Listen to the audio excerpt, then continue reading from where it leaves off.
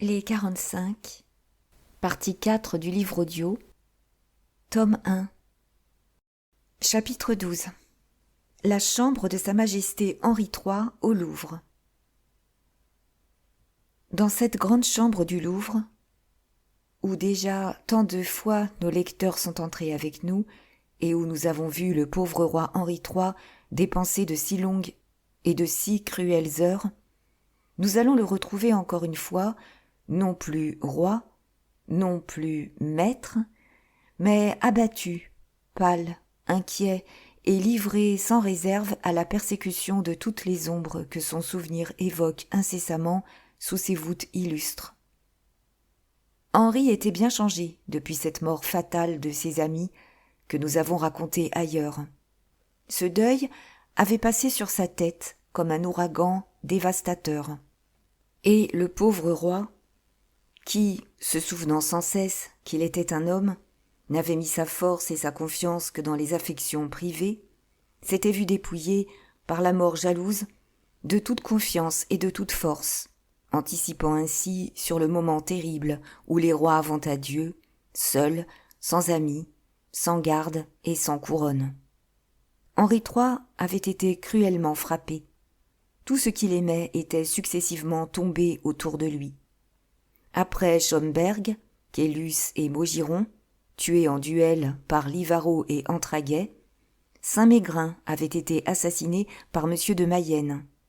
Les plaies étaient restées vives et saignantes. L'affection qu'il portait à ses nouveaux favoris, d'Épernon et Joyeuse, ressemblait à celle qu'un père qui a perdu ses meilleurs enfants reporte sur ceux qui lui restent. Tout en connaissant parfaitement les défauts de ceux-ci, il les aime, il les ménage. Il les garde pour ne donner sur eux aucune prise à la mort. Il avait comblé de bien d'Épernon, et cependant il n'aimait d'Épernon que par soubresaut et par caprice. En de certains moments même, il le haïssait. C'est alors que Catherine, cette impitoyable conseillère en qui veillait toujours la pensée, comme la lampe dans le tabernacle, c'est alors que Catherine, incapable de folie même dans sa jeunesse, prenait la voix du peuple pour fronder les affections du roi. Jamais elle ne lui eût dit, quand il vidait le trésor pour ériger en duché la terre de la Valette et l'agrandir royalement, jamais elle ne lui eût dit « Sire, haïssez ces hommes qui ne vous aiment pas, ou, ce qui est bien pis, qui ne vous aiment que pour eux. » Mais voyait-elle le sourcil du roi se froncer? L'entendait-elle, dans un moment de lassitude, accuser d'Épernon d'avarice ou de couardise? Elle trouvait aussitôt le mot inflexible qui résumait tous les griefs du peuple et de la royauté contre d'Épernon, et qui creusait un nouveau sillon dans la haine royale. D'Épernon, gascon incomplet, avait pris, avec sa finesse et sa perversité native, la mesure de la faiblesse royale. Il savait cacher son ambition vague, et dont le but lui était encore inconnu à lui-même.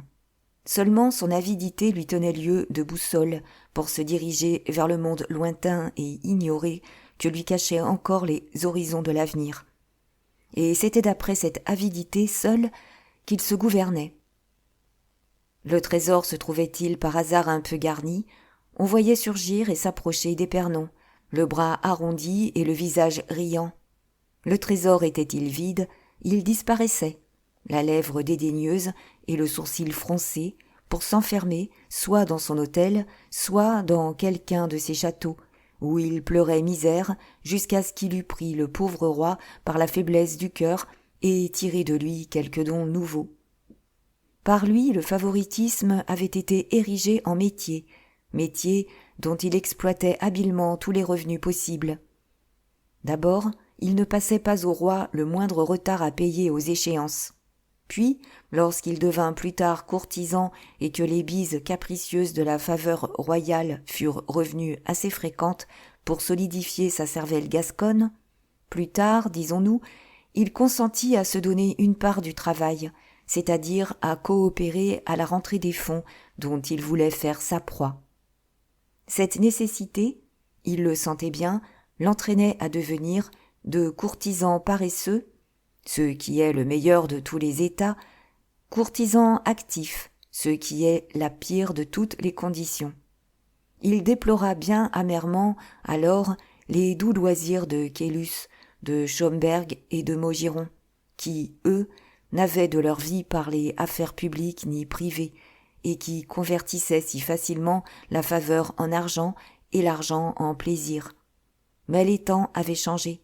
L'âge de fer avait succédé à l'âge d'or. L'argent ne venait plus comme autrefois. Il fallait aller à l'argent, fouiller, pour le prendre, dans les veines du peuple, comme dans une mine à moitié tarie. D'Épernon se résigna et se lança en affamé dans les inextricables ronces de l'administration, dévastant çà et là sur son passage, et pressurant, sans tenir compte des malédictions, chaque fois que le bruit des écus d'or couvrait la voix des plaignants.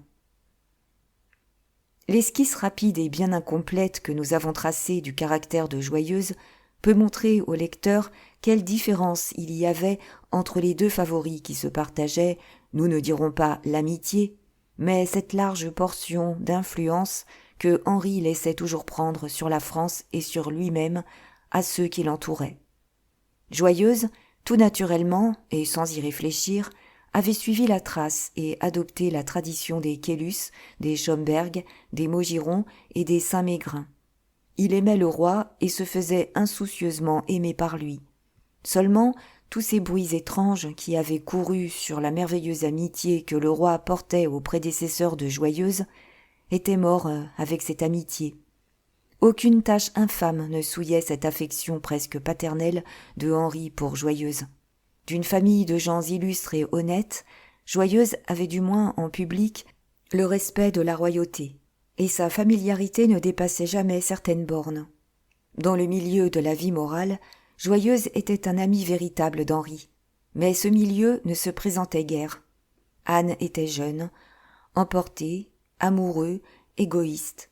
C'était peu pour lui d'être heureux par le roi et de faire remonter le bonheur vers sa source. C'était tout pour lui d'être heureux de quelque façon qu'il le fût.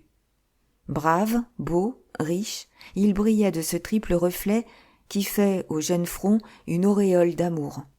La nature avait trop fait pour Joyeuse, et Henri maudissait quelquefois la nature qui lui avait laissé, à lui, roi, si peu de choses à faire pour son ami. Henri connaissait bien ces deux hommes, et les aimait sans doute à cause du contraste. Sous son enveloppe sceptique et superstitieuse, Henri cachait un fond de philosophie qui, sans Catherine, se fût développé dans un sens d'utilité remarquable. Trahi souvent, Henri ne fut jamais trompé. C'est donc avec cette parfaite intelligence du caractère de ses amis, avec cette profonde connaissance de leurs défauts et de leurs qualités, qu'éloigné d'eux, isolé, triste, dans cette chambre sombre, il pensait à eux, à lui, à sa vie, et regardait dans l'ombre ces funèbres horizons déjà dessinés dans l'avenir pour beaucoup de regards moins clairvoyants que les siens.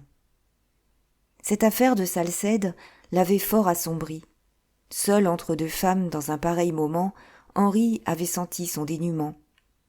La faiblesse de Louise l'attristait, la force de Catherine l'épouvantait.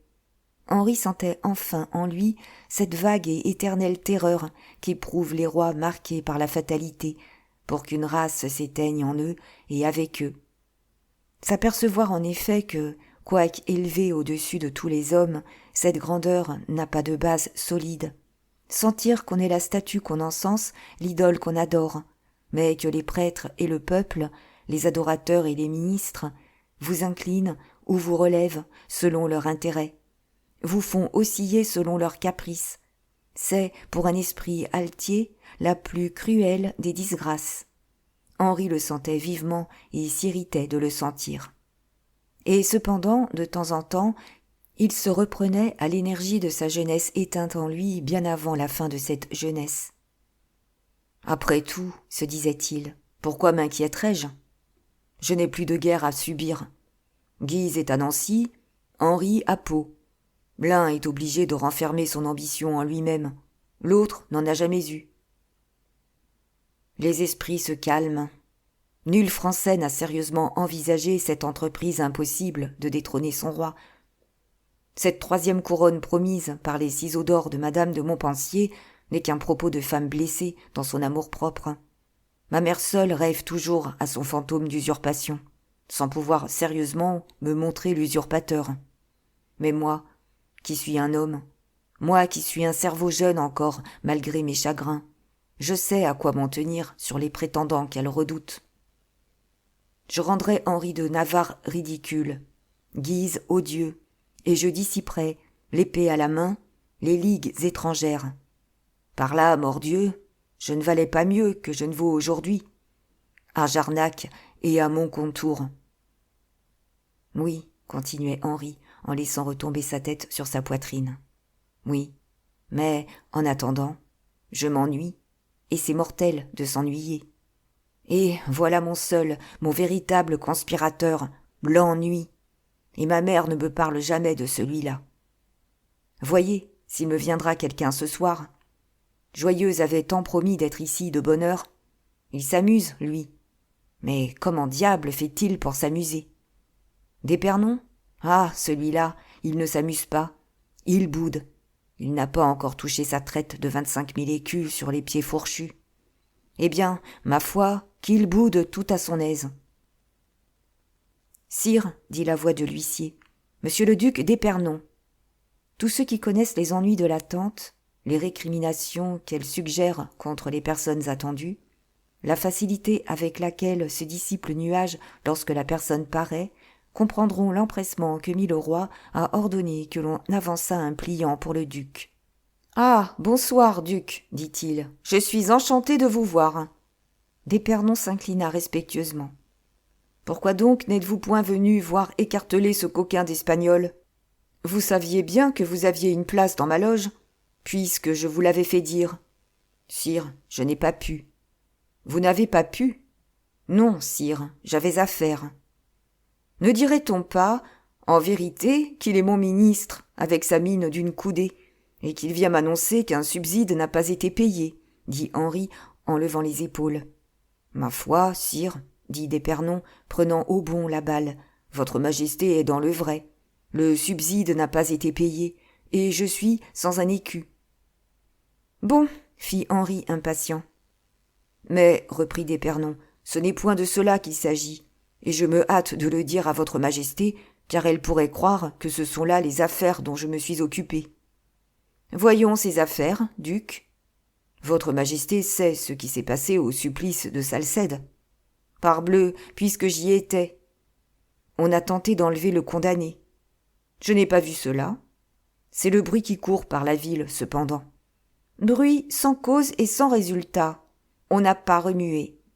Je crois que votre majesté est dans l'erreur. Et sur quoi bases-tu ta croyance ? Sur ce que Salcède a démenti devant le peuple, ce qu'il avait dit devant les juges. Ah, vous savez déjà cela, vous. Je tâche de savoir tout ce qui intéresse votre majesté. Merci, mais où voulez-vous en venir avec ce préambule ? Ah, ceci. Un homme qui meurt comme Salcède est mort, en bien bon serviteur, sire.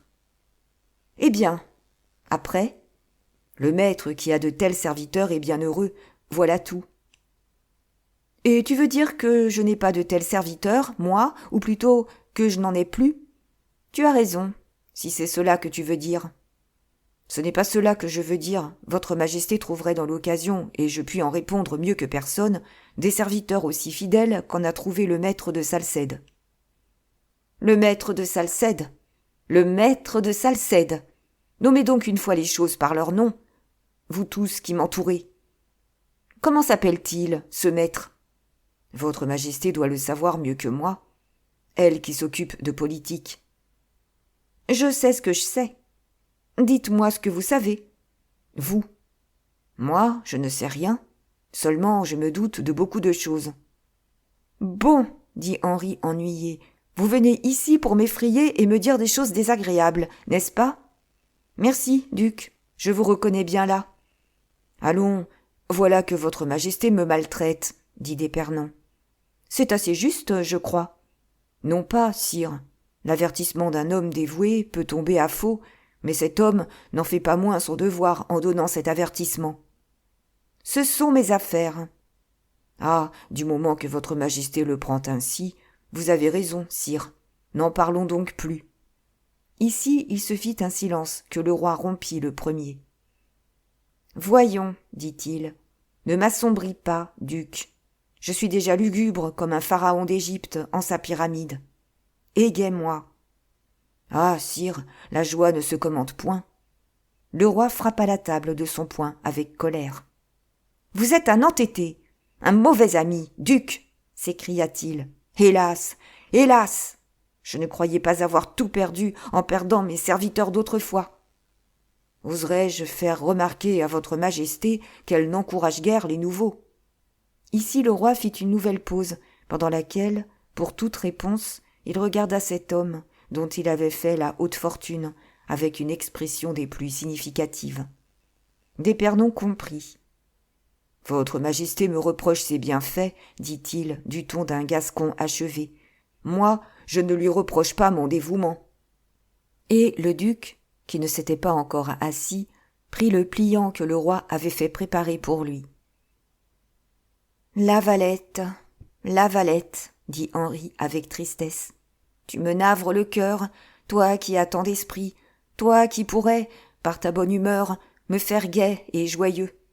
Dieu m'est témoin que je n'ai point entendu parler de Caylus, si brave, de Schomberg, si bon, de Maugiron, si chatouilleux sur le point de mon honneur. Non, il y avait même en ce temps-là Bussy, qui n'était point à moi, si tu veux, mais que je me fusse acquis si je n'avais craint de donner de l'ombrage aux autres. Bussy, qui est la cause involontaire de leur mort, hélas. Où en suis-je venu, que je regrette même mes ennemis? Certes, tous quatre étaient de braves gens. Eh, mon Dieu, ne te fâche point de ce que je dis là. Que veux-tu, la Valette? Ce n'est point ton tempérament de donner à chaque heure du jour de grands coups de rapière sur tout venant. Mais enfin, cher ami, si tu n'es pas aventureux et haut à la main, tu es facétieux, fin, de bons conseils parfois. Tu connais toutes mes affaires, comme cet autre ami plus humble avec lequel je n'éprouvais jamais un seul moment d'ennui. « De qui votre majesté veut-elle parler ?» demanda le duc. « Tu devrais lui ressembler, d'Épernon. Mais encore faut-il que je sache qui votre majesté regrette. »« Oh, pauvre Chicot, où es-tu » D'Épernon se leva, tout piqué. « Eh bien, que fais-tu » dit le roi. « Il paraît, sire, que votre majesté est en mémoire aujourd'hui. Mais en vérité, ce n'est pas heureux pour tout le monde. Et pourquoi cela? C'est que votre majesté, sans y songer peut-être, me compare à messire Chicot, et que je me sens assez peu flatté de la comparaison. Tu as tort, d'Épernon. Je ne puis comparer à Chicot qu'un homme que j'aime et qui m'aime. C'était un solide et ingénieux serviteur que celui-là. Et Henri poussa un profond soupir. Ce n'est pas pour ressembler à maître Chicot, je présume, que votre majesté m'a fait duc et père, dit d'Épernon.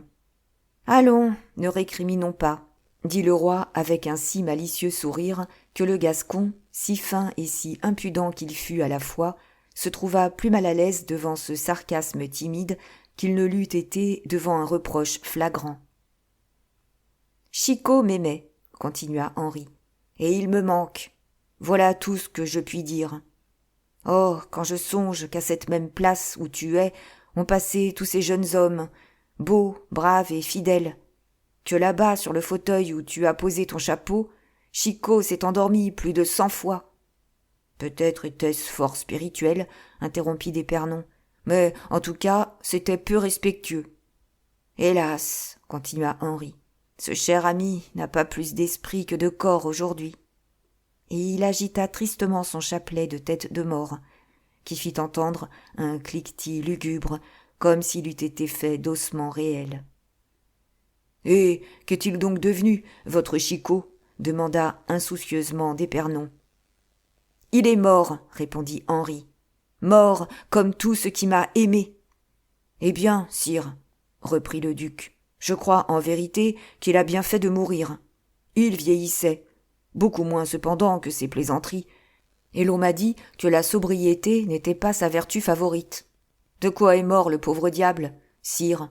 D'indigestion? Chicot est mort de chagrin. Mauvais cœur, répliqua aigrement le roi. Il l'aura dit pour vous faire rire une dernière fois. Voilà qui te trompe.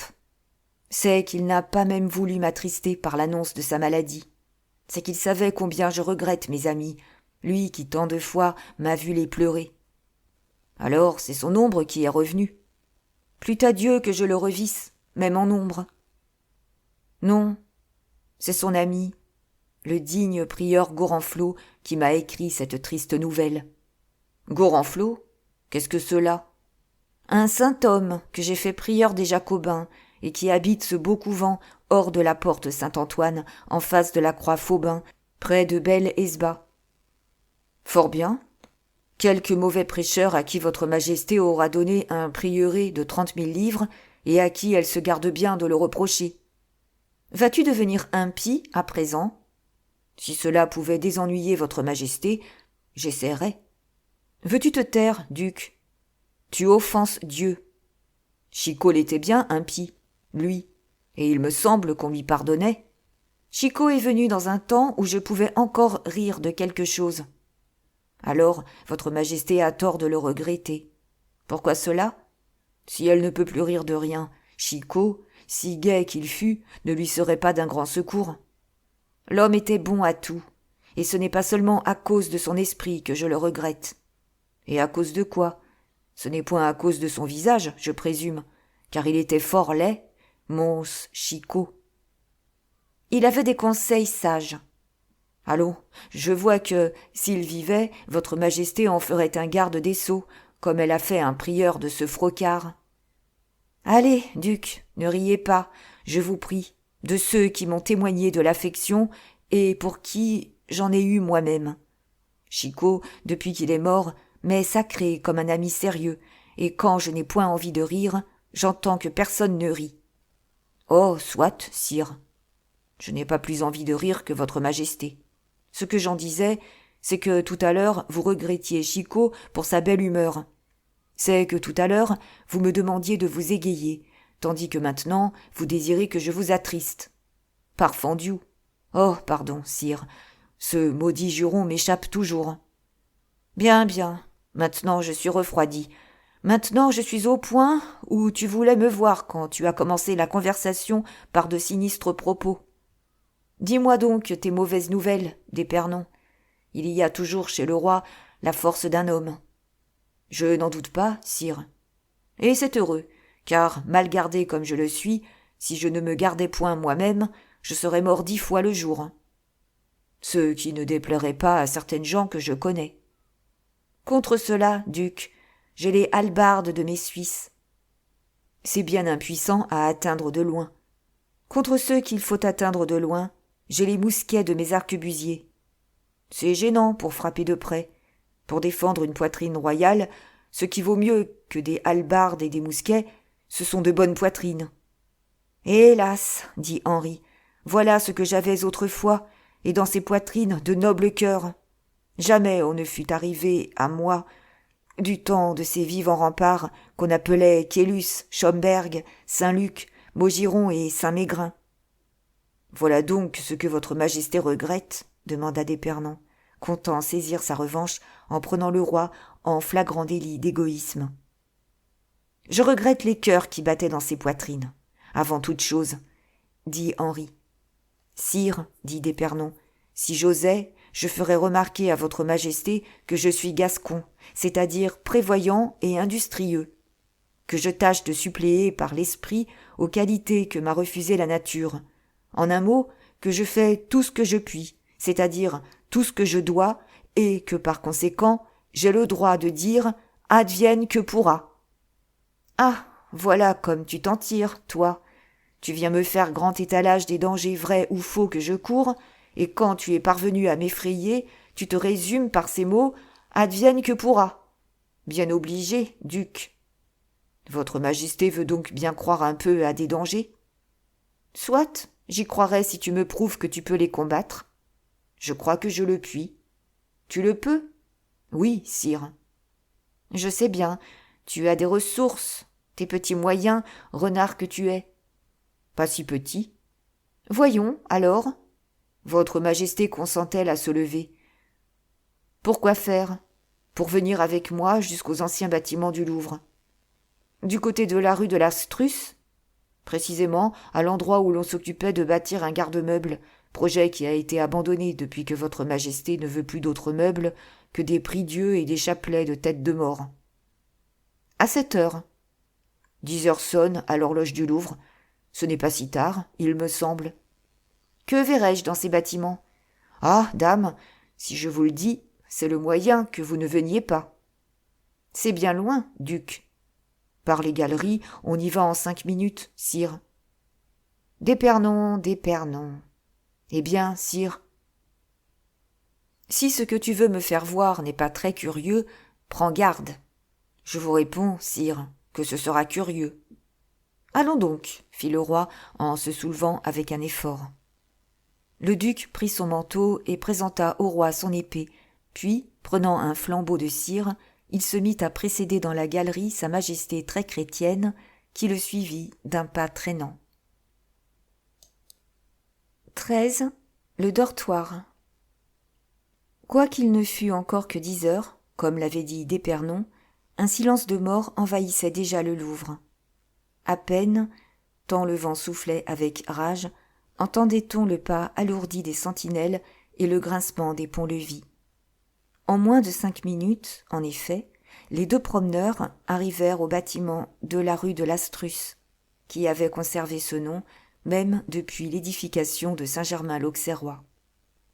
Le duc tira une clé de son aumônière, descendit quelques marches, traversa une petite cour, ouvrit une porte cintrée, enfermée sous des ronces jaunissantes, et dont le bas s'embarrassait encore dans de longues herbes. Il suivit pendant 10 pas une route sombre, au bout de laquelle il se trouva dans une cour intérieure que dominait à l'un de ses angles un escalier de pierre. Cet escalier aboutissait à une vaste chambre, ou plutôt à un immense corridor. D'Épernon avait aussi la clé de ce corridor. Il en ouvrit doucement la porte et fit remarquer à Henri l'étrange aménagement qui, cette porte ouverte, frappait tout d'abord les yeux. 45 lits le garnissaient. Chacun de ces lits était occupé par un dormeur. Le roi regarda tous ces lits, tous ces dormeurs, puis se retournant du côté du duc avec une curiosité inquiète. « Eh bien, lui demanda-t-il, quels sont tous ces gens qui dorment ?»« Des gens qui dorment encore ce soir, mais qui dès demain ne dormiront plus. Qu'à leur tour s'entend. »« Et pourquoi ne dormiront-ils plus ?»« Pour que votre majesté puisse dormir, elle. »« Explique-toi, tous ces gens-là sont donc tes amis ?»« Choisis par moi, sire, triés comme le grain dans l'air. Des gardes intrépides qui ne quitteront pas votre majesté plus que son ombre, et qui, gentilshommes tous, ayant le droit d'aller partout où votre majesté ira, ne laisseront personne approcher de vous à la longueur d'une épée. C'est toi qui as inventé cela, d'Épernon ? Eh, mon Dieu, oui, moi tout seul, sire. On en rira. Non pas, on en aura peur. Ils sont donc bien terribles, tes gentilshommes ? Sire, c'est une meute que vous lancerez sur tel gibier qu'il vous plaira, et qui, ne connaissant que vous, n'ayant de relation qu'avec votre majesté, ne s'adresseront qu'à vous pour avoir la lumière, la chaleur, la vie. Mais cela va me ruiner. Est-ce qu'un roi se ruine jamais ? Je ne puis déjà point payer les Suisses. Regardez bien ces nouveaux venus, sire, et dites-moi s'ils vous paraissent gens de grandes dépenses. Le roi jeta un regard sur ce long dortoir qui présentait un aspect assez digne d'attention, même pour un roi accoutumé aux belles divisions architecturales. Cette salle longue était coupée, dans toute sa longueur, par une cloison sur laquelle le constructeur avait pris 45 alcôves, placées comme autant de chapelles à côté les unes des autres, et donnant sur le passage à l'une des extrémités duquel se tenaient le roi et d'Épernon. Une porte, percée dans chacune de ces alcôves, donnait accès dans une sorte de logement voisin. Il résultait de cette distribution ingénieuse que chaque gentilhomme avait sa vie publique et sa vie privée. Au public, il apparaissait par l'alcôve. En famille, il se cachait dans sa petite loge. La porte de chacune de ces petites loges donnait sur un balcon, courant dans toute la longueur du bâtiment. Le roi ne comprit pas tout d'abord ces subtiles distinctions. « Pourquoi me les faites-vous voir tous ainsi dormant dans leur lit ?» demanda le roi. « Parce que, sire, j'ai pensé qu'ainsi l'inspection serait plus facile à faire pour votre majesté. Puis ces alcôves, qui portent chacune un numéro, ont un avantage, c'est de transmettre ce numéro à leurs locataires. Ainsi, chacun de ces locataires sera, selon le besoin, un homme ou un chiffre. » « C'est assez bien imaginé, » dit le roi. « Surtout si nous seuls conservons la clé de toute cette arithmétique. Mais les malheureux étoufferont à toujours vivre dans ce bouge.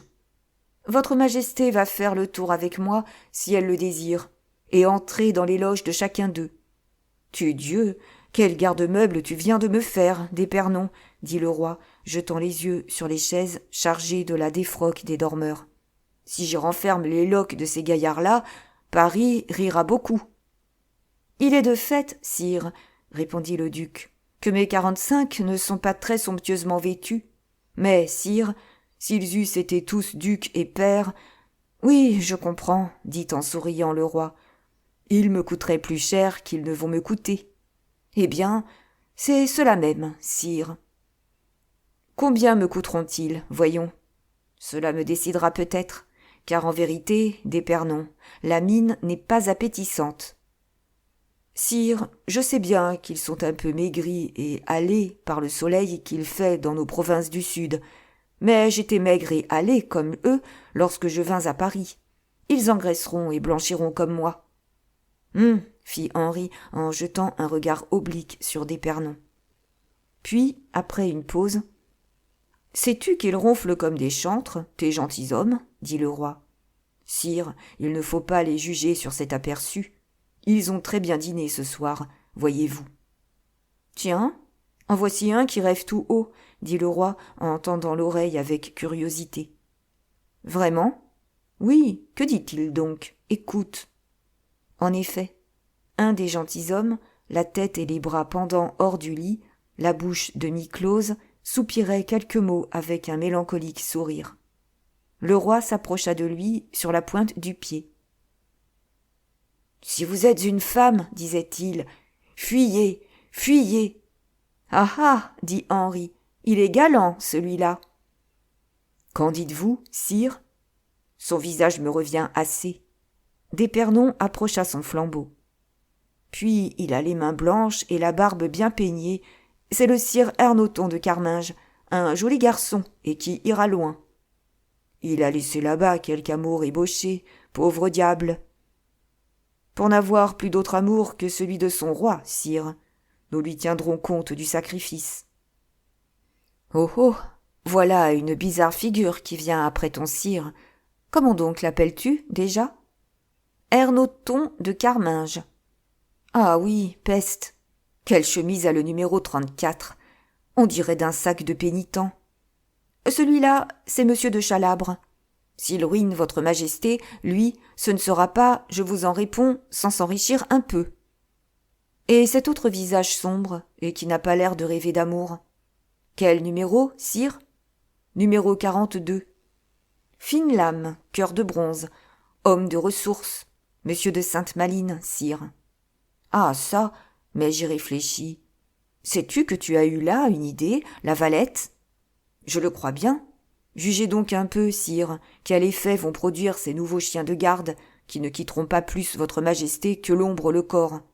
Ces molosses qu'on n'a jamais vus nulle part, et qui, à la première occasion, vont se montrer d'une façon qui nous fera honneur à tous.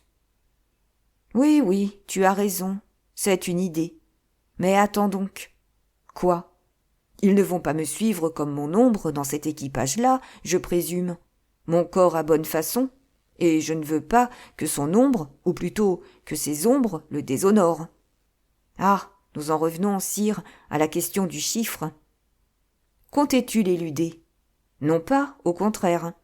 C'est en toute chose la question fondamentale. Mais à l'endroit de ce chiffre, j'ai encore eu une idée. D'épernon, dit le roi. Que voulez-vous, sire? Le désir de plaire à votre majesté double mon imagination. Allons, voyons, dis cette idée. Eh bien, si cela dépendait de moi, chacun de ces gentilshommes trouverait demain matin, sur le tabouret qui porte ses guenilles, une bourse de 1000 écus pour le paiement du premier semestre. 1000 écus pour le premier semestre? 6000 livres par an? Allons donc, vous êtes fou, duc. Un régiment tout entier ne coûterait point cela. Vous oubliez, sire, qu'ils sont destinés à être les ombres de votre majesté. Et vous l'avez dit vous-même, vous désirez que vos ombres soient décemment habillées. Chacun aura donc à prendre sur ses 1000 écus pour se vêtir et s'armer de manière à vous faire honneur. Et sur le mot honneur, laissez la longe un peu lâche aux Gascons. Or, en mettant 1500 livres pour l'équipement, ce serait donc 4500 livres pour la première année, 3000 pour la seconde et les autres. C'est plus acceptable. Et votre majesté accepte? Il n'y a qu'une difficulté, duc. Laquelle? Le manque d'argent. Le manque d'argent? Dame, tu dois savoir mieux que personne que ce n'est point une mauvaise raison que je te donne là, toi qui n'as pas encore pu te faire payer ta traite. Sire, j'ai trouvé un moyen. De me faire avoir de l'argent? Pour votre garde, oui, sire. Quelques tours de pince-maille, pensa le roi en regardant d'Épernon de côté. Puis tout haut. Voyons ce moyen, dit-il. On a enregistré, il y a eu 6 mois aujourd'hui même, un édit sur les droits de gibier et de poisson. C'est possible. Le paiement du premier semestre a donné 65 000 écus que le trésorier de l'épargne a encaissé ce matin, lorsque je l'ai prévenu de n'en rien faire, de sorte qu'au lieu de verser au trésor, il tient à la disposition de votre majesté l'argent de la taxe. Je le destinais aux guerres. Eh bien, justement, sire, la première condition de la guerre, c'est d'avoir des hommes. Le premier intérêt du royaume, c'est la défense et la sûreté du roi. En soldant la garde du roi, on remplit toutes ces conditions. La raison n'est pas mauvaise, mais à ton compte, je ne vois que 45 000 écus employés. Il va donc m'en rester 20 000 pour mes régiments. Pardon, sire, j'ai disposé, sauf le plaisir de votre majesté, de ces 20 000 écus. Ah, tu en as disposé? Oui, sire, ce sera un acompte sur ma traite. J'en étais sûr, dit le roi. Tu me donnes une garde pour rentrer dans ton argent. Oh, par exemple, sire. Mais pourquoi juste ce compte de 45? Demanda le roi, passant à une autre idée. Voilà, sire. Le nombre 3 est primordial et divin. De plus, il est commode. Par exemple, quand un cavalier a 3 chevaux, jamais il n'est à pied. Le second remplace le premier qui est là, et puis il en reste un troisième pour suppléer au second en cas de blessure ou de maladie. Vous aurez donc toujours 3 fois 15 gentilshommes, 15 de service, 30 qui se reposeront. Chaque service durera 12 heures, et pendant ces 12 heures, vous en aurez toujours 5 à droite, 5 à gauche, 2 devant et 3 derrière. Que l'on vienne un peu vous attaquer avec une pareille garde. Par la mort Dieu, c'est habilement combiné, duc, et je te fais mon compliment.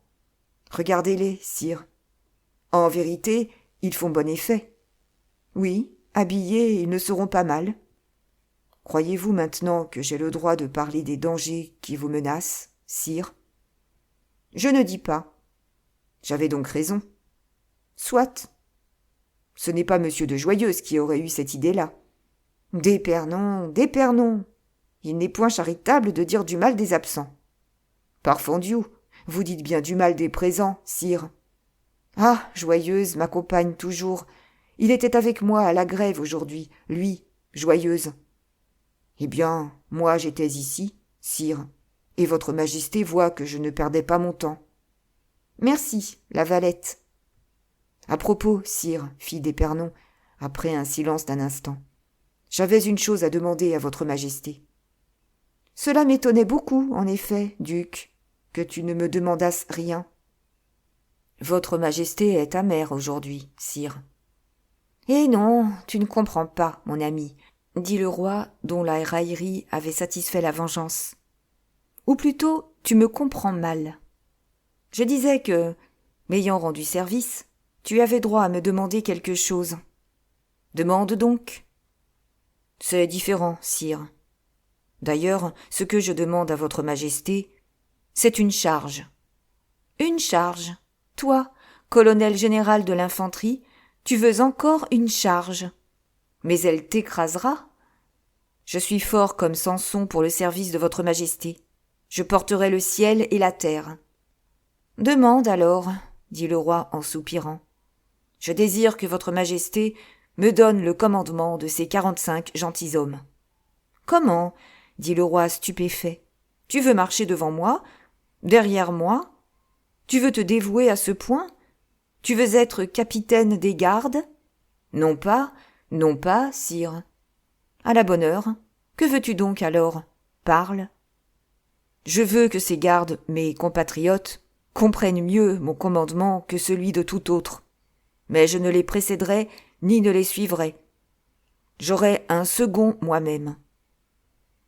Il y a encore quelque chose là-dessous, pensa Henri en secouant la tête.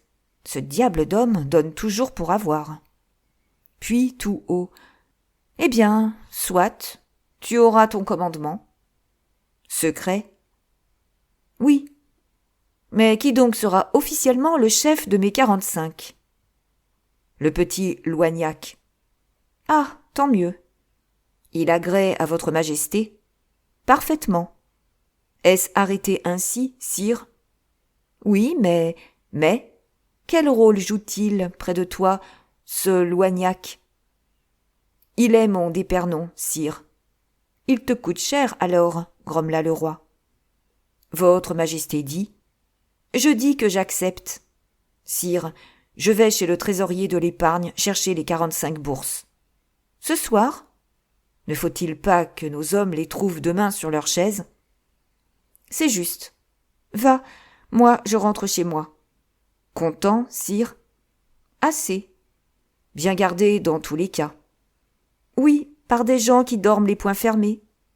Ils veilleront demain, sire.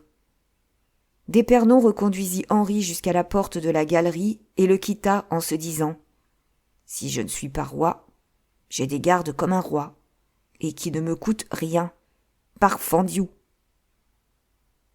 14. L'ombre de Chicot. Le roi, nous l'avons dit, il n'y a qu'un instant, n'avait jamais de déception sur le compte de ses amis. Il connaissait leurs défauts et leurs qualités, et il lisait, roi de la terre, aussi exactement au plus profond de leur cœur que pouvait le faire le roi du ciel. Il avait compris tout de suite où voulait en venir d'Épernon, mais comme il s'attendait à ne rien recevoir en échange de ce qu'il donnerait, et qu'il recevait 45 estafiers en échange de 65 000 écus, l'idée du Gascon lui parut une trouvaille. Et puis, c'était une nouveauté. Un pauvre roi de France n'est pas toujours grassement fourni de cette marchandise si rare, même pour des sujets. Le roi Henri III surtout, qui, lorsqu'il avait fait ses processions, peigné ses chiens, aligné ses têtes de mort et poussé sa quantité voulue de soupirs, n'avait plus rien à faire. La garde instituée par d'Épernon plut donc au roi, surtout parce qu'on en parlerait, et qu'il pourrait en conséquence lire sur les physionomies autre chose que ce qu'il y voyait tous les jours depuis qu'il était revenu de Pologne. Peu à peu et à mesure qu'il se rapprochait de sa chambre où l'attendait l'huissier, assez intrigué de cette excursion nocturne et insolite, Henri se développait à lui-même les avantages de l'institution des 45, et, comme tous les esprits faibles ou affaiblis, il entrevoyait, s'éclaircissant, les idées que d'Épernon avait mises en lumière dans la conversation qu'il venait d'avoir avec lui. « Au fait, pensa le roi, ces gens-là seront sans doute fort braves. Il y en aura, Dieu merci, pour tout le monde.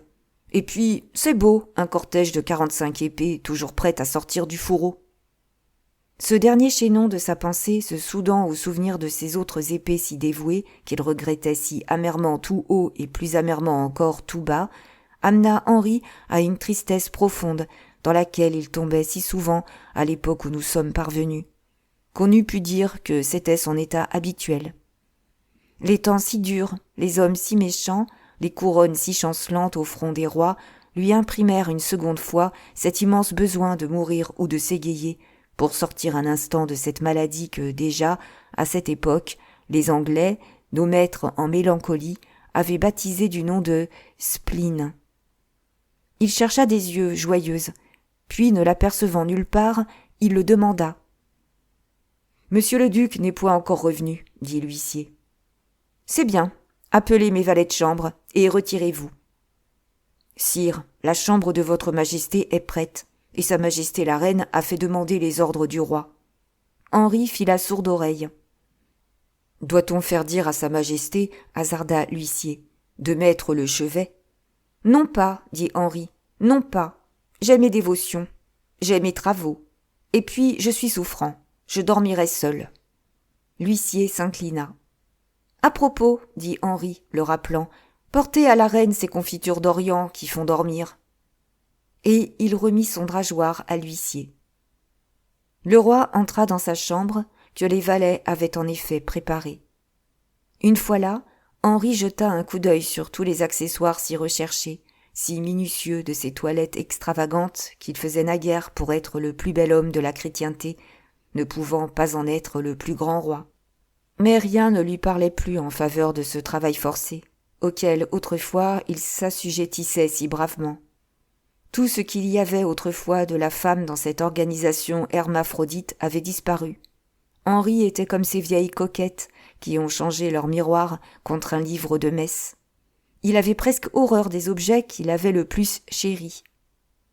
Gants parfumés et onctueux, masques de toile fine imprégnés de pâte, combinaisons chimiques pour friser les cheveux, noircir la barbe, rougir l'oreille et faire briller les yeux, il négligea tout cela encore comme il le faisait déjà depuis longtemps.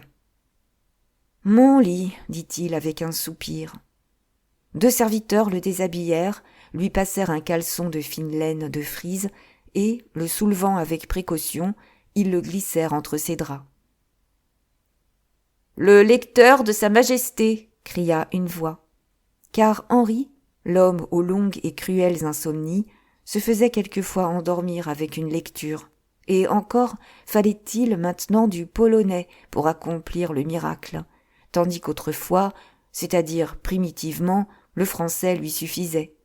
« Non, personne, dit Henri, ou qu'il lise des prières chez lui à mon intention. Seulement, si monsieur de Joyeuse rentre, amenez-le-moi. Mais s'il rentre tard, sire. Hélas, dit Henri, il rentre toujours tard. Mais à quelque heure qu'il rentre, vous entendez, amenez-le. » Les serviteurs éteignirent les cires, allumèrent près du feu une lampe d'essence qui donnait des flammes pâles et bleuâtres, sorte de récréation fantasmagorique dont le roi se montrait fort épris depuis le retour de ses idées sépulcrales. Puis ils quittèrent sur la pointe des pieds sa chambre silencieuse. Henri, brave en face d'un danger véritable, avait toutes les craintes, toutes les faiblesses des enfants et des femmes. Il craignait les apparitions, il avait peur des fantômes, et cependant ce sentiment l'occupait. Ayant peur, il s'ennuyait moins. Semblable en cela à ce prisonnier qui, ennuyé de l'oisiveté d'une longue détention, répondait à ceux qui lui annonçaient qu'il allait subir la question « Bon, cela me fera toujours passer un instant. » Cependant, tout en suivant les reflets de sa lampe sur la muraille, tout en sondant du regard les angles les plus obscurs de la chambre, tout en essayant de saisir les moindres bruits qui eussent pu dénoncer la mystérieuse entrée d'une ombre, les yeux de Henri, fatigués du spectacle de la journée et de la course du soir, se voilèrent, et bientôt il s'endormit, ou plutôt s'engourdit dans ce calme et cette solitude. Mais les repos de Henri n'étaient pas longs. Miné par cette fièvre sourde qui usait la vie en lui pendant le sommeil comme pendant la veille, il crut entendre du bruit dans sa chambre et se réveilla. « Joyeuse ?» demanda-t-il. « Est-ce toi ?» Personne ne répondit. les flammes de la lampe bleue s'étaient affaiblies. Elles ne renvoyaient plus au plafond de chêne sculpté qu'un cercle blafard qui verdissait l'or des caissons. « Seul, seul encore, » murmura le roi. « Ah, le prophète a raison. Majesté devrait toujours soupirer. » Il eût mieux fait de dire « Elle soupire toujours. » Puis, après une pause d'un instant, « Mon Dieu, marmotta-t-il en forme de prière, donnez-moi la force d'être toujours seul pendant ma vie, comme seul je serai après ma mort. » « Seul après ta mort, ce n'est pas sûr, » répondit une voix stridente qui vibra comme une percussion métallique à quelques pas du lit. « Et les vers, pour qui les prends-tu » Le roi, effaré, se souleva sur son séant, interrogeant avec anxiété chaque meuble de la chambre. « Oh, je connais cette voix, » murmura-t-il. « C'est heureux, » répliqua la voix. Une sueur froide passa sur le front du roi. « On dirait la voix de Chicot, » soupira-t-il. « Tu brûles, Henri, tu brûles, » répondit la voix. Alors Henri, jetant une jambe hors du lit, aperçut à quelque distance de la cheminée, dans ce même fauteuil qu'il avait désigné 1 heure auparavant à d'Épernon, une tête sur laquelle le feu attachait un de ces reflets fauves qui, seuls, dans les fonds de Rembrandt, illumine un personnage qu'au premier coup d'œil on a peine à apercevoir. Ce reflet descendait sur le bras du fauteuil où était appuyé le bras du personnage, puis sur son genou osseux et saillant, puis sur un coup de pied formant angle droit avec une jambe nerveuse, maigre et longue outre mesure.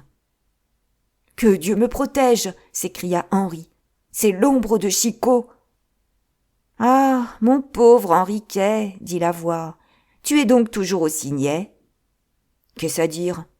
Les ombres ne parlent pas, imbécile, puisqu'elles n'ont pas de corps, et par conséquent pas de langue, » reprit la figure assise dans le fauteuil. « Tu es bien Chicot, alors ?» s'écria le roi, ivre de joie. « Je ne veux rien décider à cet égard. Nous verrons plus tard ce que je suis. Nous verrons. Comment, tu n'es donc pas mort, mon pauvre Chicot ? Allons bon. Voilà que tu cries comme un aigle. Si fait, au contraire, je suis mort, 100 fois mort. Chicot, mon seul ami. Au moins, tu as cet avantage sur moi, de dire toujours la même chose. Tu n'as pas changé, peste. Mais toi, dit tristement le roi, es-tu changé, Chicot ? Je l'espère bien. Chicot, mon ami, dit le roi en posant ses 2 pieds sur le parquet. Pourquoi m'as-tu quitté ? Dis. Parce que je suis mort. Mais tu disais tout à l'heure que tu ne l'étais pas. Et je le répète. Que veut dire cette contradiction ? Cette contradiction veut dire, Henri, que je suis mort pour les uns et vivant pour les autres. Et pour moi, qu'es-tu ? Pour toi, je suis mort. Pourquoi mort pour moi ? C'est facile à comprendre, écoute bien. Oui. Tu n'es pas maître chez toi. Comment ? Tu ne peux rien pour ceux qui te servent. Mon Chicot, ne nous fâchons pas, ou je me fâche. Oui, tu as raison, dit le roi, tremblant que l'ombre de Chicot ne s'évanouit. Parle, mon ami, parle. Eh bien, donc, j'avais une petite affaire à vider avec monsieur de Mayenne. Tu te le rappelles ? Parfaitement. Je la vide. Bien. Je rosse ce capitaine sans pareil. Très bien. Il me fait chercher pour me pendre, et toi, sur qui je comptais pour me défendre contre ce héros, tu m'abandonnes. Au lieu de l'achever, tu te raccommodes avec lui. Qu'ai-je fait, alors ? Je me suis déclaré mort et enterré par l'intermédiaire de mon ami Gorenflot. De sorte que, depuis ce temps, monsieur de Mayenne, qui me cherchait, ne me cherche plus. Affreux courage que tu as eu là, Chicot. Ne savais-tu pas la douleur que me causerait ta mort ? Dis. Oui, c'est courageux, mais ce n'est pas affreux du tout. Je n'ai jamais vécu si tranquille que depuis que tout le monde est persuadé que je ne vis plus. Chicot, Chicot, mon ami, s'écria le roi, tu m'épouvantes, ma tête se perd. Ah bah, c'est d'aujourd'hui que tu t'aperçois de cela, toi ? Je ne sais que croire. Dame, il faut pourtant t'arrêter à quelque chose. Que crois-tu, voyons? Eh bien, je crois que tu es mort et que tu reviens. Alors je mens. Tu es poli. Tu me caches une partie de la vérité, du moins. Mais tout à l'heure, comme les spectres de l'Antiquité, tu vas me dire des choses terribles. Ah, quant à cela, je ne dis pas non. Apprête-toi donc, pauvre roi. Oui, oui, continua Henri, avoue que tu es une ombre suscitée par le Seigneur. J'avouerai tout ce que tu voudras. Sans cela, enfin, comment serais-tu venu ici, par ces corridors gardés? Comment te trouverais-tu là, dans ma chambre, près de moi? Le premier venu entre donc au Louvre, maintenant? C'est donc comme cela qu'on garde le roi? Et Henri, s'abandonnant tout entier à la terreur imaginaire qui venait de le saisir, se rejeta dans son lit, prêt à se couvrir la tête avec ses draps. Là, là, là, dit Chicot avec un accent qui cachait quelque pitié et beaucoup de sympathie. Là, ne t'échauffe pas, tu n'as qu'à me toucher pour te convaincre. Tu n'es donc pas un messager de vengeance? Ventre de biche! Est-ce que j'ai des cornes comme Satan ou une épée flamboyante comme l'archange Michel? Alors, comment es-tu entré? Tu y reviens? Sans doute. Eh bien, comprends donc que j'ai toujours ma clé, celle que tu me donnas et que je me pendis au cou pour faire enrager les gentilshommes de ta chambre, qui n'avaient que le droit de se la pendre au derrière. Eh bien, avec cette clé, on entre, et je suis entré. Par la porte secrète, alors. Et sans doute. Mais pourquoi es-tu entré aujourd'hui plutôt qu'hier? Ah, c'est vrai, voilà la question. Eh bien, tu vas le savoir. Henri abaissa ses draps, et, avec le même accent de naïveté qu'eût pris un enfant, « Ne me dis rien de désagréable, Chicot, reprit-il, je t'en prie.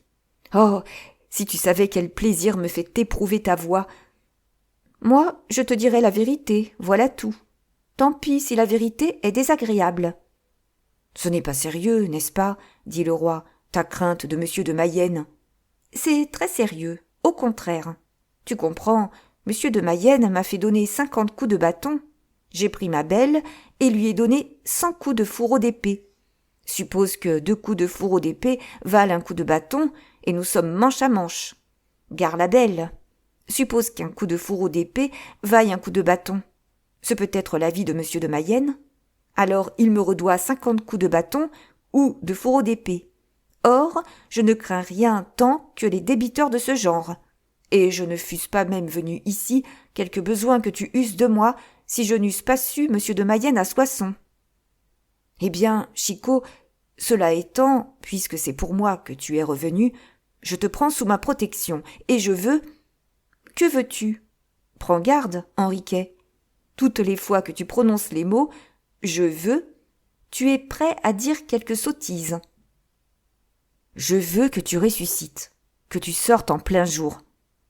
Là, je le disais bien. Je te défendrai. Bon. Chicot, je t'engage ma parole royale. Baste, j'ai mieux que cela. Qu'as-tu? J'ai mon trou et j'y reste. Je te défendrai, te dis-je, s'écria énergiquement le roi en se dressant sur la marche de son lit. Henri, dit Chicot, tu vas t'enrhumer. Recouche-toi, je t'en supplie. Tu as raison. Mais c'est qu'aussi tu m'exaspères, dit le roi en se rengainant entre ses draps. Comment, quand moi, Henri de Valois, roi de France, je me trouve assez de Suisses, d'Écossais, de gardes françaises et de gentilshommes pour ma défense, monsieur Chicot ne se trouve point content et en sûreté? Écoute, voyons, comment as-tu dit cela? Tu as les Suisses? Oui, commandés par Tocquenot. Bien, tu as les Écossais? Oui, commandés par Larchant. Très bien, tu as les gardes françaises? Commandées par Crillon. À merveille. Et puis après? Et puis après, je ne sais si je devrais te dire cela. Ne le dis pas. Qui te le demande? Et puis après, une nouveauté, Chicot. Une nouveauté? Oui, figure-toi, 45 braves gentilshommes. 45? Comment dis-tu cela? 45 gentilshommes. Où les as-tu trouvés? Ce n'est pas à Paris, en tout cas. Non, mais ils y sont arrivés aujourd'hui, à Paris. Oui da, dit Chicot, illuminé d'une idée subite. Je les connais, tes gentilshommes. Vraiment 45 gueux auxquels il ne manque que la besace. Je ne dis pas. Des figures à mourir de rire. Chicot, il y a parmi eux des hommes superbes. Des Gascons, enfin, comme le colonel général de ton infanterie. Et comme toi, Chicot. Oh, mais moi, Henri, c'est bien différent. Je ne suis plus Gascon depuis que j'ai quitté la Gascogne. Tandis que, c'est tout le contraire. Ils n'étaient pas Gascons en Gascogne, et ils sont double Gascons ici. N'importe, j'ai 45 redoutables épées. Commandées par cette 46e redoutable épée qu'on appelle d'Épernon ? Pas précisément. Et par qui ? Par Loignac. Peu. Ne vas-tu pas déprécier Loignac à présent ? Je m'en garderai fort, c'est mon cousin au 27e degré. Vous êtes tous parents, vous autres Gascons. C'est tout le contraire de vous autres Valois, qui ne l'êtes jamais. Enfin, répondras-tu. À quoi ? À mes 45. Et c'est avec cela que tu comptes te défendre ? Oui, par la mordieu. Oui, s'écria Henri, irrité. Chicot, ou son ombre, car n'étant pas mieux renseigné que le roi là-dessus, nous sommes obligés de laisser nos lecteurs dans le doute. Chicot, disons-nous, se laissa glisser dans le fauteuil, tout en appuyant ses talons au rebord de ce même fauteuil, de sorte que ses genoux formaient le sommet d'un angle plus élevé que sa tête. « Eh bien, moi, dit-il, j'ai plus de troupes que toi. »« Des troupes ? Tu as des troupes ? » ?»« Tiens, pourquoi pas ? » ?»« Et quelles troupes ? » ?»« Tu vas voir. J'ai d'abord toute l'armée que messieurs de Guise se font en Lorraine. »« Es-tu fou ? » ?»« Non pas. Une vraie armée, 6000 hommes au moins. »« Mais à quel propos, voyons ? Toi qui as si peur de monsieur de Mayenne, irais-tu te faire défendre précisément par les soldats de monsieur de Guise ? » ?»« Parce que je suis mort. » »« Encore cette plaisanterie. » »« Or, c'était à Chicot que monsieur de Mayenne en voulait. J'ai donc profité de cette mort pour changer de corps, de nom et de position sociale. »« Alors tu n'es plus Chicot, dit le roi. »« Non. Qu'es-tu donc ? » ?»« Je suis Robert Briquet, ancien négociant et ligueur. »« Toi, ligueur, Chicot ? » ?»« Enragé. Ce qui fait, vois-tu, qu'à la condition de ne pas voir de trop près monsieur de Mayenne, j'ai pour ma défense personnelle, à moi Briquet, membre de la Sainte Union, d'abord l'armée des Lorrains, 6000 hommes. Retiens bien les chiffres. J'y suis. Ensuite, 100 000 Parisiens à peu près. Fameux soldats. Assez fameux pour te gêner fort, mon prince. Donc, 100 000 et 6 000, 106 000. Ensuite, le Parlement, le pape, les Espagnols, monsieur le cardinal de Bourbon, les Flamands, Henri de Navarre, le duc d'Anjou. Commences-tu à épuiser la liste ? Dit Henri, impatienté. Allons donc, il me reste encore 3 sortes de gens. Dis. Lesquels t'en veulent beaucoup ? Dis. Les catholiques, d'abord. Ah oui, parce que je n'ai exterminé qu'aux 3/4 les huguenots. Puis les huguenots, parce que tu les as aux 3/4 exterminés. Ah oui. Et les 3e ? Que dis-tu des politiques, Henri ? Ah oui, ceux qui ne veulent ni de moi, ni de mon frère, ni de monsieur de Guise. Mais qui veulent bien de ton beau-frère de Navarre. Pourvu qu'il abjure. Belle affaire. Et comme la chose l'embarrasse, n'est-ce pas ? Ah ça, mais les gens dont tu me parles là, eh bien, c'est toute la France. Justement, voilà mes troupes, à moi, qui suis ligueur. Allons, additionne et compare. Nous plaisantons, n'est-ce pas, Chicot ? Dit Henri, sentant certains frissonnements courir dans ses veines. Avec cela que c'est l'heure de plaisanter, quand tu es seul contre tout le monde, mon pauvre Henriquet. Henri prit un air de dignité tout à fait royale. Seul je suis, dit-il, Mais seul aussi, je commande.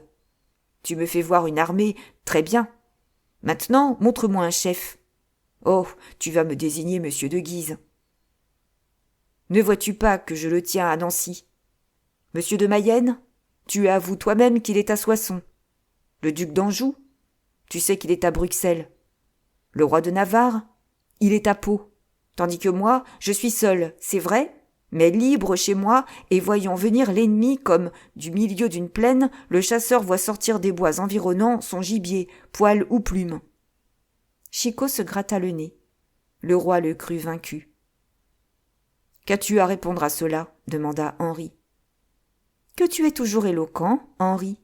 Il te reste la langue. C'est en vérité plus que je ne croyais, et je t'en fais mon bien sincère compliment. Mais je n'attaquerai qu'une chose dans ton discours. Laquelle? Oh, mon Dieu, rien, presque rien. Une figure de rhétorique. J'attaquerai ta comparaison. En quoi? En ce que tu prétends que tu es le chasseur attendant le gibier à l'affût, tandis que je dis, moi, que tu es, au contraire, le gibier que le chasseur traque jusque dans son gîte. Chicot! Voyons, l'homme à l'embuscade. Qui as-tu vu venir? Dis. Personne, pardieu. Il est venu quelqu'un, cependant. Parmi ceux que je t'ai cités? Non, pas précisément, mais à peu près. Et qui est venu? Une femme. Ma sœur, Margot? Non, la duchesse de Montpensier. Elle, à Paris? Eh, mon Dieu, oui. Eh bien, quand cela serait? Depuis quand ai-je peur des femmes? C'est vrai, on ne doit avoir peur que des hommes. Attends un peu alors. Elle vient en avant-coureur. Entends-tu? Elle vient annoncer l'arrivée de son frère. L'arrivée de monsieur de Guise? Oui. Et tu crois que cela m'embarrasse? Oh, toi, tu n'es embarrassé de rien. Passe-moi l'encre et le papier. Pourquoi faire? Pour signer l'ordre à monsieur de Guise de rester à Nancy? Justement, l'idée est bonne, puisqu'elle t'est venue en même temps qu'à moi. Exécrable, au contraire. Pourquoi? Il n'aura pas plutôt reçu cet ordre-là qu'il devinera que sa présence est urgente à Paris et qu'il accourra. Le roi sentit la colère lui monter au front. Il regarda Chicot de travers. Si vous n'êtes revenu que pour me faire des communications comme celle-là, vous pouviez bien vous tenir où vous étiez. Que veux-tu, Henri? Les fantômes ne sont pas flatteurs. Tu avoues donc que tu es un fantôme. Je ne l'ai jamais nié. Chicot! Allons, ne te fâche pas, car de myope que tu es, tu deviendrais aveugle. Voyons, ne m'as-tu pas dit que tu retenais ton frère en Flandre? Oui, certes, et c'est d'une bonne politique, je le maintiens. Maintenant, écoute, ne nous fâchons pas. Dans quel but penses-tu que monsieur de Guise reste à Nancy? Pour y organiser une armée? Bien. Du calme. À quoi destine-t-il cette armée? Ah, Chicot, vous me fatiguez avec toutes ces questions. Fatigue-toi, Henri. Tu t'en reposeras mieux plus tard. C'est moi qui te le promets. Nous disions donc qu'il destine cette armée à combattre les Huguenots du Nord. Ou plutôt à contrarier ton frère d'Anjou, qui s'est fait nommer duc de Brabant, qui tâche de se bâtir un petit trône en Flandre et qui te demande constamment des secours pour arriver à ce but. Secours que je lui promets toujours et que je ne lui enverrai jamais, bien entendu. À la grande joie de monsieur le duc de Guise. Eh bien, Henri, un conseil. Lequel? Si tu feignais une bonne fois d'envoyer ces secours promis, si ce secours s'avançait vers Bruxelles, ne dût-il aller qu'à moitié chemin? Ah oui, s'écria Henri, je comprends. Monsieur de Guise ne bougerait pas de la frontière. Et la promesse que nous a faite madame de Montpensier à nous autres ligueurs, que monsieur de Guise serait à Paris avant 8 jours, cette promesse tomberait à l'eau. C'est toi qui l'as dit, mon maître, fit Chicot en prenant toutes ses aises. Voyons, que penses-tu du conseil, Henri? Je le crois bon. Cependant, quoi encore? Tandis que ces deux messieurs seront occupés l'un de l'autre, là-bas, au nord. Ah oui, le midi, n'est-ce pas? Tu as raison, Henri. C'est du midi que viennent les orages. Pendant ce temps-là, mon troisième fléau ne se mettra-t-il pas en branle? Tu sais ce qu'il fait, le Béarnais? Non, le diable m'emporte. Il réclame. Quoi? Les villes qui forment la dot de sa femme. Bah, voyez-vous l'insolent? À qui l'honneur d'être allié à la maison de France ne suffit pas et qui se permet de réclamer ce qui lui appartient. Cahors, par exemple, comme si c'était d'un bon politique d'abandonner une pareille ville à un ennemi. Non, en effet, ce ne serait pas d'un bon politique. Mais ce serait d'un honnête homme, par exemple. Monsieur Chicot. Prenons que je n'ai rien dit. Tu sais que je ne me mêle pas de tes affaires de famille. Mais cela ne m'inquiète pas. J'ai mon idée. Bon. Revenons donc au plus pressé. À la Flandre? J'y vais donc envoyer quelqu'un, en Flandre, à mon frère. Mais qui enverrai-je? À qui puis-je me fier, mon Dieu, pour une mission de cette importance? Dame. Ah, j'y songe. Moi aussi. Vas-y, toi, Chicot. Que j'aille en Flandre, moi? Pourquoi pas? Un mort aller en Flandre, allons donc. Puisque tu n'es plus Chicot, puisque tu es Robert Briquet. Bon, un bourgeois, un ligueur, un ami de monsieur de Guise, faisant les fonctions d'ambassadeur près de monsieur le duc d'Anjou. C'est-à-dire que tu refuses? Pardieu, que tu me désobéis? Moi, te désobéir? Est-ce que je te dois obéissance? Tu ne me dois pas obéissance, malheureux. M'as-tu jamais rien donné qui m'engage avec toi? Le peu que j'ai me vient d'héritage. Je suis gueux et obscur. Fais-moi duc et père, érige en marquisat ma terre de la chicoterie. Dote-moi de 500 000 écus, et alors nous causerons ambassade. Henri allait répondre et trouver une de ces bonnes raisons, comme en trouvent toujours les rois quand on leur fait de semblables reproches, lorsqu'on entendit grincer sur sa tringle la massive portière de velours. « Monsieur le duc de Joyeuse, dit la voix de l'huissier.